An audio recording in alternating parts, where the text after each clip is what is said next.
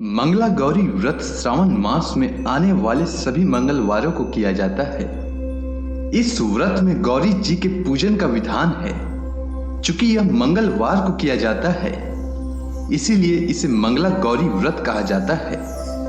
यह व्रत विशेष तौर पर स्त्रियों द्वारा किया जाता है। तो चलिए सुनते हैं मंगला गौरी व्रत की कथा। पौराणिक कथा के अनुसार प्राचीन काल में धर्मपाल नाम का एक सेठ रहता था। वह भोलेनाथ का सच्चा भक्त था। उसके यहाँ पैसों की कोई कमी नहीं थी, लेकिन उसके कोई पुत्र न होने के कारण वह परेशान रहता था।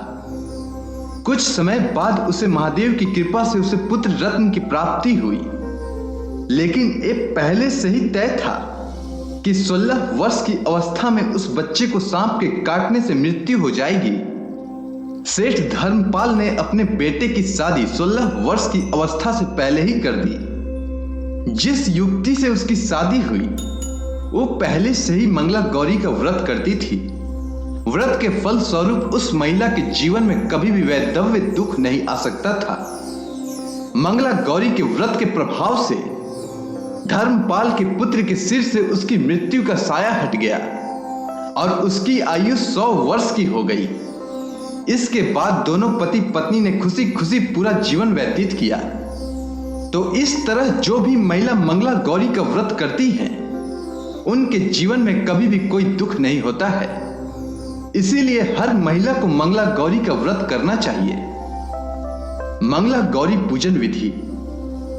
इस दिन सुबह स्नान आदि के बाद एक चौकी पर एक सफेद और एक लाल रंग का कपड़ा बिछाएं। सफेद कपड़े पर 9 ग्रहों के नाम की चावल की 9 ढेरियां तथा लाल कपड़े पर षोडश मातृका की गेहूं का 16 ढेरियां बनाएं। उसी चौकी के एक तरफ चावल और फूल रखकर गणेश जी की मूर्ति की स्थापना करें। चौकी के एक कोने पर गेहूं की एक छोटी सी ढेरी रखकर उस पर जल से भरा कलश रखें।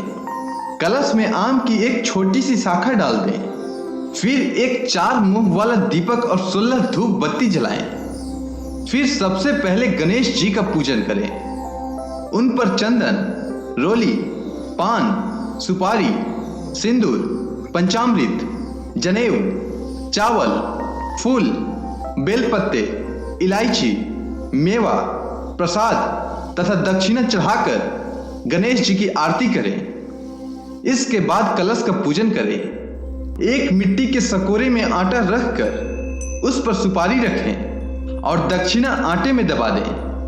अब गणेश जी की तरह ही सब सामग्री के साथ कलश का पूजन करें, परंतु कलश पर सिंदूर तथा बेल पत्ते न चढ़ाएं। इसके उपरांत 9 ग्रहों अर्थात चावल की 9 ढेरियों की पूजा करें। उसके बाद षोडश माता की बनी हुई 16 गेहूं की ढेरियों की पूजा करें। इन पर रोली व जनेऊ ना चढ़ाएं। मेहंदी, हल्दी तथा सिंदूर चढ़ाएं। इनका पूजन भी कलश तथा गणेश जी के पूजन की तरह ही करें। अंत में मंगला गौरी का पूजन करें। मंगला गौरी के पूजन के लिए एक थाली में चकला रख लें और उस पर मंगला गौरी की मिट्टी की मूर्ति बनाएं या मिट्टी की 5 डलियां रखकर उन्हें मंगला गौरी मान लें।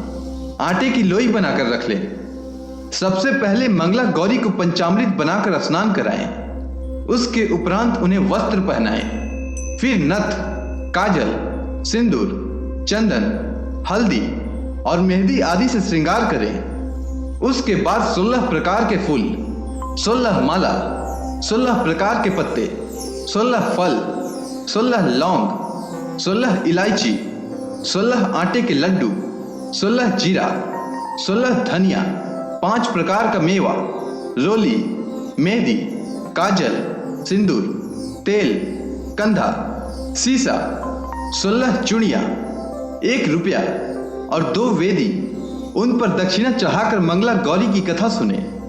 चौमुख दीपक बनाकर उसमें 16 तार की 4 बत्ती बनाएं और कपूर से आरती उतारें। इसके बाद 16 लड्डुओं का भाईना अपनी सास को देकर आशीर्वाद लें। इसके बाद बिना नमक की एक ही अनाज की रोटी का भोजन कर लें। इसके दूसरे दिन मंगला गौरी को समीप के कुएं, तालाब या नदी आदि में विसर्जित करके भोजन करें। मंगला गौरी उद्यापन विधि। मंगला गौरी का उद्यापन सावन के आखिरी मंगलवार के व्रत करने के बाद करना चाहिए। उद्यापन के दिन कुछ न खाएं। इस दिन ब्राह्मण द्वारा हवन कराकर कथा सुनने और ब्राह्मण को भोजन कराकर दक्षिणा दें। साथ ही अपनी सास को कपड़ा, सुहाग, पिटारी और रुपए देकर आशीर्वाद प्राप्त करें।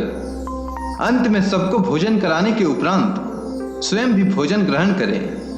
अगर आपको मंगला गौरी की कथा और उससे जुड़ी संपूर्ण जानकारी अच्छी लगी हो तो कमेंट सेक्शन में जय मां गौरी लिखना न भूलें।